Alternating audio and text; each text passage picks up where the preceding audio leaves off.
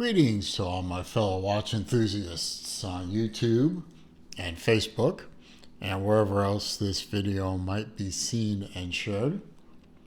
Celine Driver once again, bringing you another unboxing and review of a watch that is mine. And this is a watch that up until a few days ago I didn't even know existed. Breitling is probably most famous for a watch line called the Navitimer. It's a chronograph with a rotating slide rule watch that has been around since, depending on who you talk to, either 1952 or 1954. I believe Breitling officially says 1952, but I'm not going to argue that point here. They've had many different versions of the Navitimer, many different models, some of which you can find on my channel. The Twin 60, the Rattrapante, various different models. The Cosmonaut, the 1461, and probably one of their better known lineups was the Cockpit series, a series that was created to honor the three classic airline brands of the past: the TWA and the Swissair, which I have, and the Pan Am, which I'm going to get at some point. It's on my grail list. But I didn't know that they had done a fourth watch after the first three. I don't know if it's actually officially considered part of the Cockpit series, but it is the watch that is in this box here, the American Airlines. Now, the main difference between the first three, Pan Am, Swissair, TWA, and the American Airlines, of course, American Airlines is still a flying, existing airline, whereas the other three have gone into the annals of history. And I think that's why the American Airlines is considered a separate from the Cockpit series. Maybe it is, maybe it isn't. This is a limited edition Breitling Navitimer. They only made 100 of these. Go over that in a minute. Inside the box, of course, you get the warranty card. And the warranty card also contains the COSC certification. And you get a manual with it as well. It's a Breitling Navitimer chronograph. If you can't figure out how that works, then you shouldn't be wearing one. And on this rather strange-looking pillow type thing, I never really understood this folding nonsense, but okay, is the Breitling American Airlines edition. Now, as I said, they only made 100 of these. There were 25 made with the mesh bracelet. The other 75 came on this lovely brown leather aviator style strap. Aviator style because it has very thick bolstering and it has a contrast stitch to the color of the strap. I'll think of these words. This is an actual Breitling factory leather strap, the 437X, 20 millimeter lug tapering down to a 20 millimeter point, 120 millimeter length here, and what was this I think this was, I forgot 80 millimeter there. Nice of Breitling to put that on the strap itself, which really helps you out. If you ever have to replace the strap, Assuming that the numbers don't fade out over time, you can easily look on the back of the strap and say, oh yeah, I need one of those, and order it from the Breitling website or catalog. Beautiful watch. Blue is my favorite color. The colorway is very similar to the Pan Am, which I noticed right away, but it does have the American Airline logo on the back as opposed to the other three. There's the model number there, serial number there. I've already given away the serial number by showing it to you on the card, so I don't think I'm giving away too much information. It is a chronograph. I'll get the chronograph going. The chronograph second hand is the large second hand there.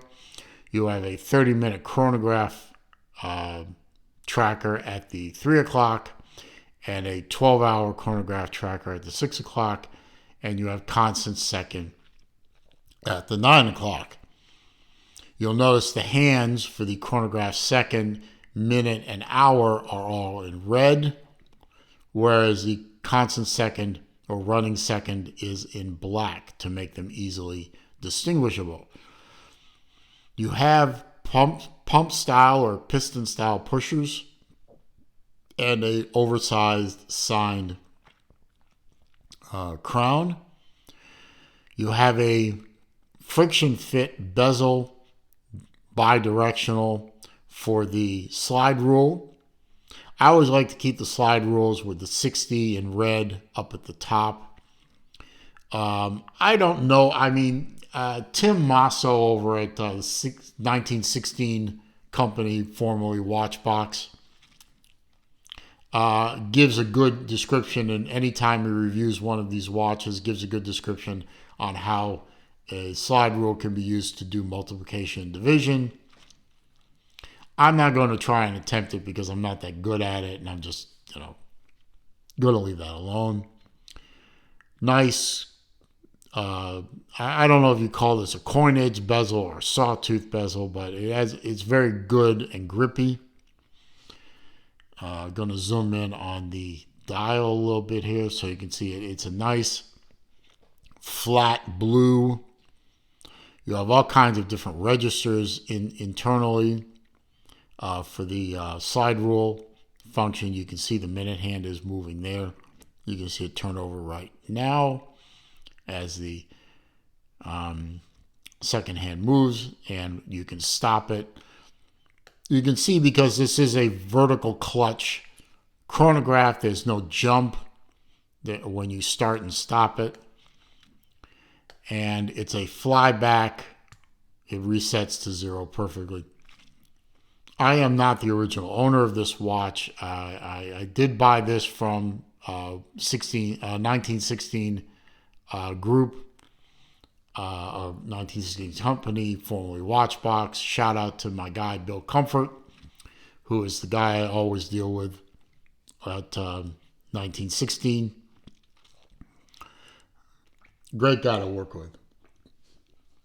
So, as I said, the Cockpit series came out in 2019. The Pan Am, the Swiss Air, and the TWA. This watch dates from 2021, so it did not come out exactly when the Cockpit series came out, but I think it is tangentially related to the other three, because it does pay tribute to an existing airline.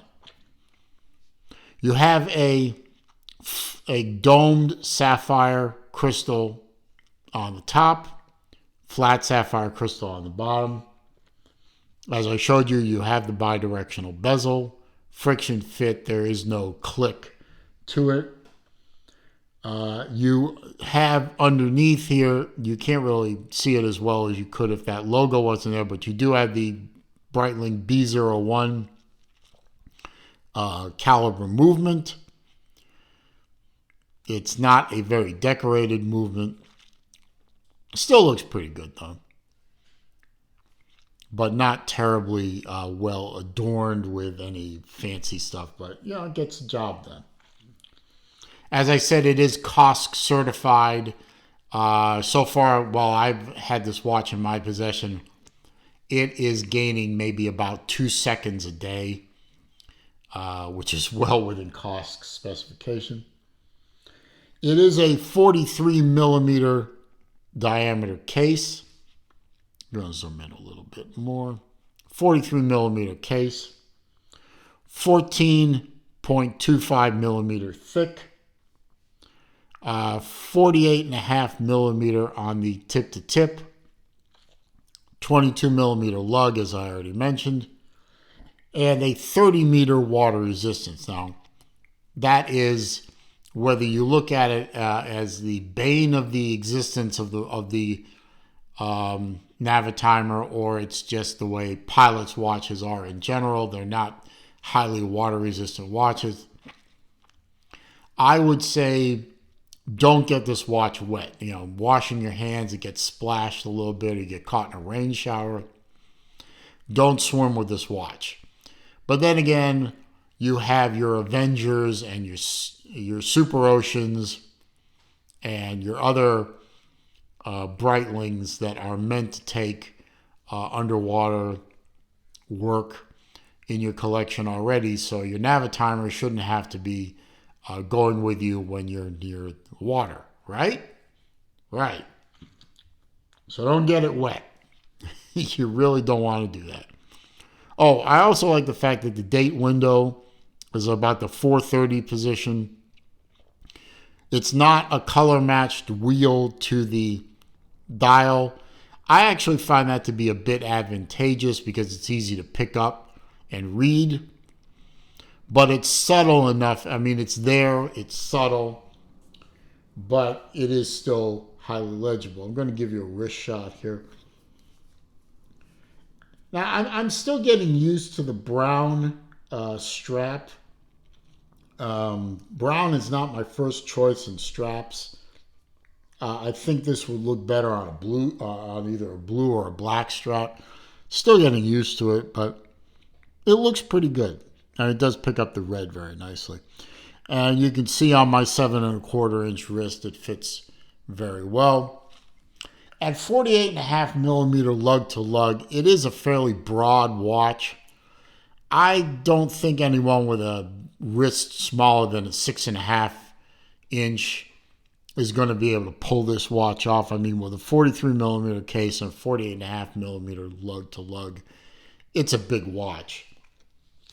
For me, it's perfect. I mean, I've always said the sweet spot for me on watch diameter is between 42 and 44 millimeter. I do have watches down to 40 millimeter, which wear fine. I have watches as big as 47, 48 millimeter, which fit okay. But 42 to 44 is best for a 7.25-inch wrist, in my opinion. But that's it. I mean, I'm still looking for the Pan Am. I mean, they're out there. It's just they're rather pricey, and most of them are actually overseas, ergo not in America. And I am working on other Grail projects. The Pan Am's going to have to take a back seat unless one pops up in America, and the price is just too good to pass up. But I'm happy to add this watch to my TWA and my Swiss Air in my collection. And she's a beauty. And once again, thank you to Bill Comfort over at Watchbox /1916 Company for hooking me up with this beautiful watch and dealing with me as he always does, fairly and competently and quickly. So I hope you enjoyed this video. I hope you found it to be useful, entertaining, informative. If you did, please click that thumbs up button for me. That does help with the YouTube search algorithm, helps bring people to the channel, and that is always a good thing. Comments, questions, suggestions down below. I do read them all. I do respond to them all. However, if you are going to try to insult me, you're going to troll me, or you're going to try to troll me, or you're going to leave links to bad places on the internet, I'm simply going to delete the comment and block the commenter. There's always one. Mostly about my avatar lately. So, yeah, have fun with that. If you're new to the channel, of course, welcome. I'm glad you found my channel. I'm glad you're here. I hope you'll enjoy many videos that I have about Breitling watches or my other favorite brand, Zelos, or many of the other brands that I know and own and love. All I ask in return for all this wonderful entertainment and information is you click that subscribe button.